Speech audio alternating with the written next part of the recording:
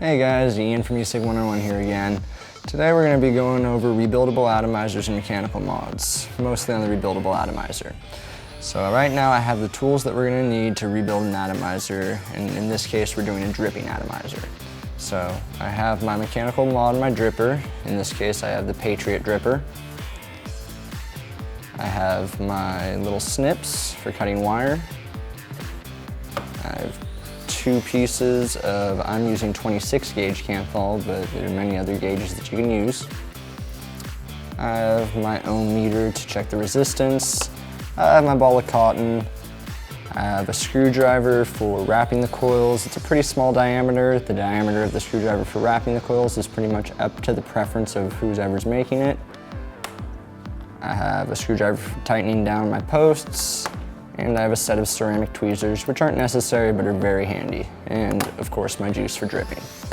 So I'm going to take my atomizer off of my mod and go ahead and set the mod aside for now.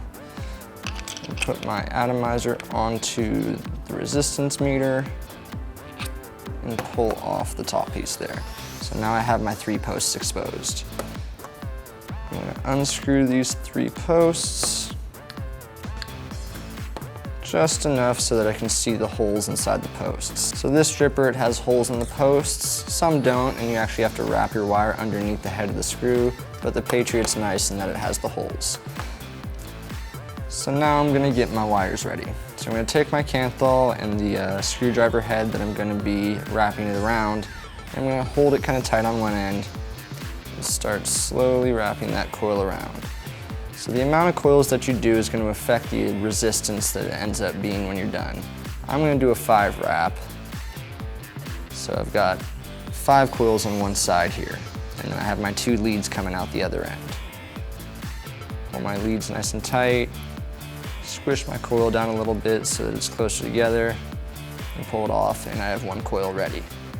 And I'm going to do the exact same thing with the other coil. Take it, keep a little bit of a lead, and wrap it. I'm going to try to keep that wire as close to each coil as I wrap it. So again, I don't want to wrap it with the exact same amount of wraps as the other coil that I did. Straighten off my leads.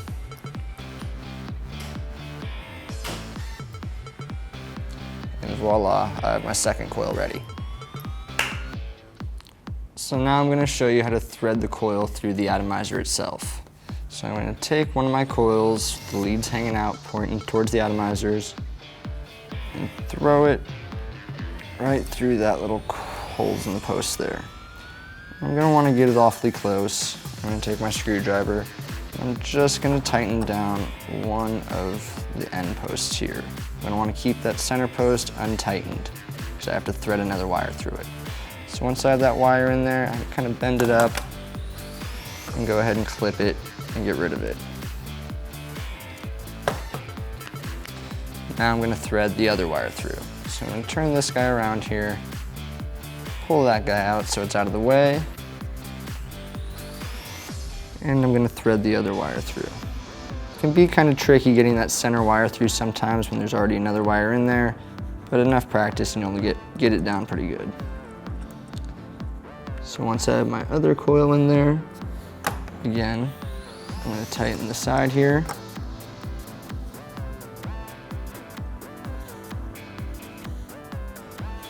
And then I just want to make sure my coils are equally distanced from the center. And then just tighten that center post down. So at the end, it should look something like this before you clip your wires. So now, clip that guy. Clip this one right here, and then clip that one right there. Just so that all the excess wire is removed. At this point, I can check the resistance of my atomizer by turning this guy on and seeing that it reads at about 0.24, which is awfully low. So different batteries are going to be capable of running lower resistances. Higher amperage batteries are safer for really low resistances. Anything below a 0.3, you'd want to use at least like a 30 amp battery. So I'm not quite finished quite yet. I'm going to want to make sure that these coils are somewhat straight. So I'm going to stick that same tool that I used to wrap my coils around into the coils again and kind of turn them a little bit, just so they're nice and straight. And there's several different ways to wrap an atomizer, and I'm just showing you one of the most basic ways with cotton. But I encourage you to do some research and see what other ways and find some other things that you like. So now we're ready to remove the atomizer from the resistance checker and throw it onto a mod. So in this case, I have the Ghost Mod Reducer, and I'm just gonna screw the atomizer on here. So I'm gonna check to see how the coils are firing before I start to thread cotton through it. So I'm just gonna fire the battery and see how they glow. And I'm getting a little bit of heat on one side more than the other, so something's not quite exactly right. So what I'm gonna do is I'm gonna take my ceramic tweezers and I'm gonna kind of compress my coils together just to make sure they're nice and tight. So I'm gonna take my ceramic tweezers and compress my coils while they're firing just to make sure they're nice and tight together.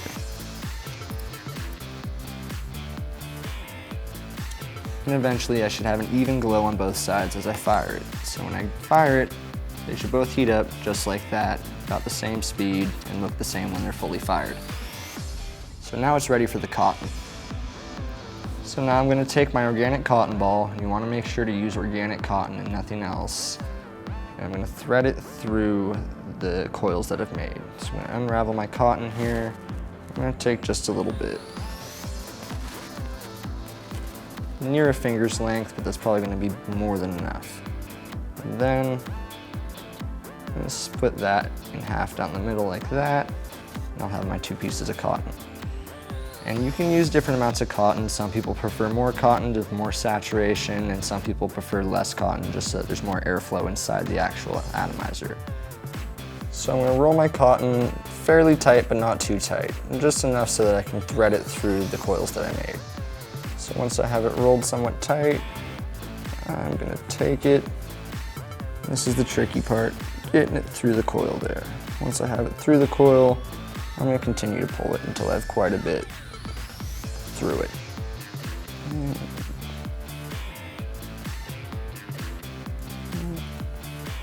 There we go.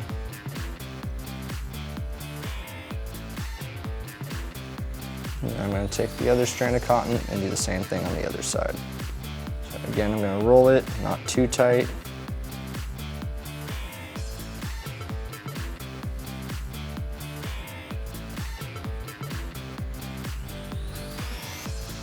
And I'm going to thread it through.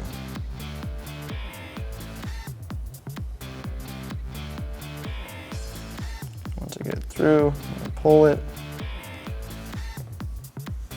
And I've got my cotton hanging through both of my coils. And then I'm going to take a pair of scissors, cut off a little bit of excess on each side.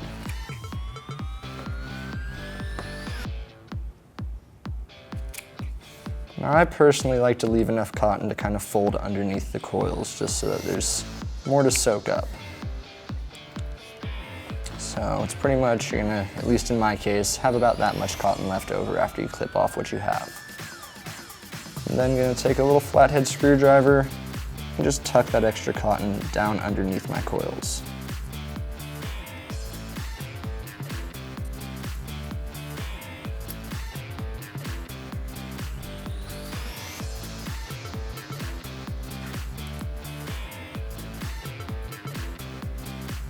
And then I'm going to do the same thing on the other side.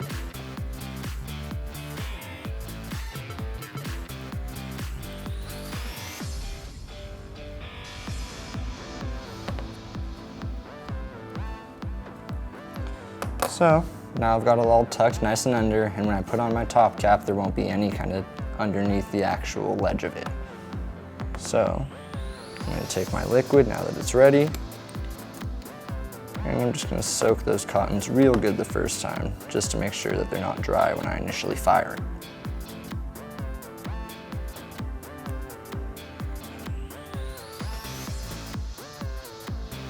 And I'm soaking these guys with Breeze from Omega Vapes, which is a really good peach cantaloupe flavor. Sweet, but not too sweet. And I'm just gonna make sure I'm getting everywhere all around the cotton there.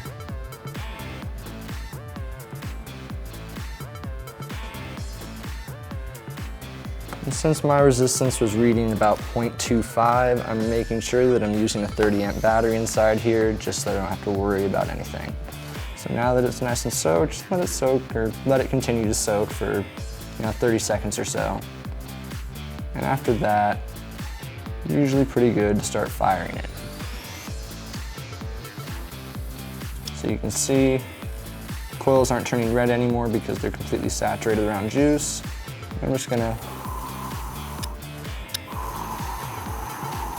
make sure that it's not oversaturated. So I'm gonna burn off any excess I got on there, but it looks pretty good. So now I'm gonna take my top cap. When I put my top cap on, I'm gonna make sure that the side air holes are lined up with the coils because you want the air to be pulling over the coils themselves. And then I'm just gonna take a rip.